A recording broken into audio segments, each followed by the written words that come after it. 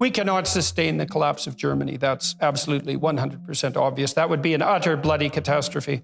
If Germany collapses, EU's gone, right? For a while, right? The man behind the curtain is the WEF, the World Economic Forum. Of course, we're going to have to deal with China, but at this rate, look, if Germany falls from these energy issues, which is looking pretty likely at this point, China is going to peel off the rock too, right? As are we, economically, right? Well, Australia won't build coal-generating electrical plants, but they'll ship their bloody coal to China, where they're going to build much dirtier plants. And the same thing applies to Canada. If we shut down our energy industry, which our bloody, insane, narcissistic, delusional, traitorous prime minister happens to think is a good idea and seems to be working as hard as he can to manage, all that's going to happen is that we're going to cede the ground to people like Putin, who we also turned into a radical enemy with his hands on the control pump for Europe. I mean, I don't see how we could be stupider here in the West if we actually took courses in stupidity and tried as hard as we could. We seem to be doing everything we can to break everything as rapidly as possible. And then I wonder too, you know, has it got to the point where the people who think, you know, that you can't make an omelet without breaking a few eggs and there's too many people on the planet think that this is some sort of like needle's eye that we have to go through, all this mass starvation and death so that we end up with a sustainable population? I mean, Jesus Christ, that's a dim and grim scenario. But as you said, why would you take the Dutch farmers out of business when they're so unbelievably hyper-productive and efficient? It's not like there's too much food, especially not if we don't have farmers. If you lose the farmers for one generation, you lose all that knowledge. You know, and I saw the government said, well, some of these farmers are just going to have to move. It's like, what are they going to do? They're going to move their farm. How are you going to do that? You can't move a farm. And it's not like these things are just, transferable, fungible in this simplistic manner.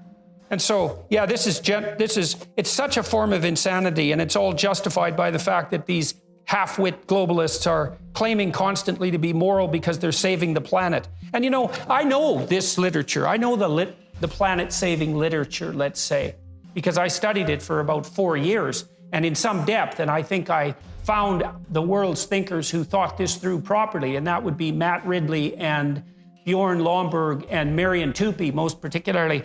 And all three of them, and I would put Bjorn Lomborg at the top of that list, those thinkers knew something fundamental and something so bloody optimistic that I couldn't believe it was true when I first encountered it, which was that if we really want to reach a kind of sustainable harmony with the planet, the best way to do that, absolutely obviously, is to distribute autonomous free market systems as widely as possible, and then to get people everywhere in the world as rich as we can, as fast as we can. Because the biggest contributor to environmental degradation isn't industrial development. It isn't the efficiency of the Dutch farmers. It's absolute bloody poverty and privation, and the probability that people at the bottom of the economic distribution are going to fall into these catastrophic positive feedback loops that you described and devastate and lay waste to everything. As soon as you make people rich, the data on this are crystal clear. As soon as you get people up to about $5,000 a year in gross domestic product, they start caring about the environment locally and autonomously.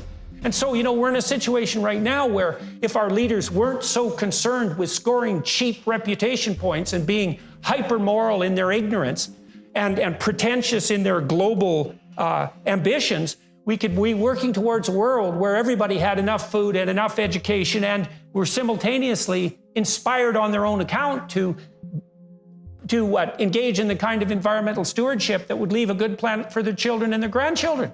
We could have our cake and eat it too, you know? And yet what we're doing is we're breaking the supply chains and dooming the poor and fostering what's going to be a mass migration into Europe. And that's just going to be a bloody catastrophe.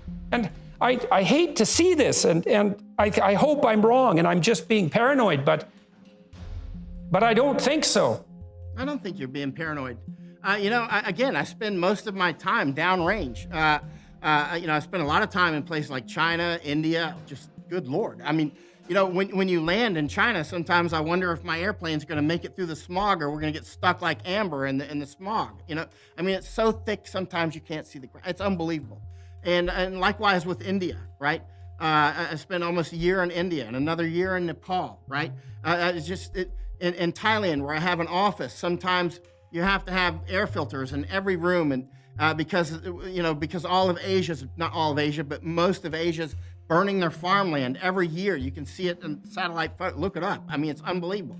So I mean, this pollution that comes from poverty is quite intense. Not that China is poor, and rich, and India obviously is increasingly wealthy, but they have huge amounts of impoverished people, and their factories still actually are behaving as if they're poor. They're dumping smog out, unfiltered. It's unbelievable. And anyway, we could go on about that forever. But the bottom line is the farmers are clearly under attack here in Netherlands. The German farmers also are very efficient. Again, I lived 4 years in Germany, and their farmers are also under attack, and so all across Europe.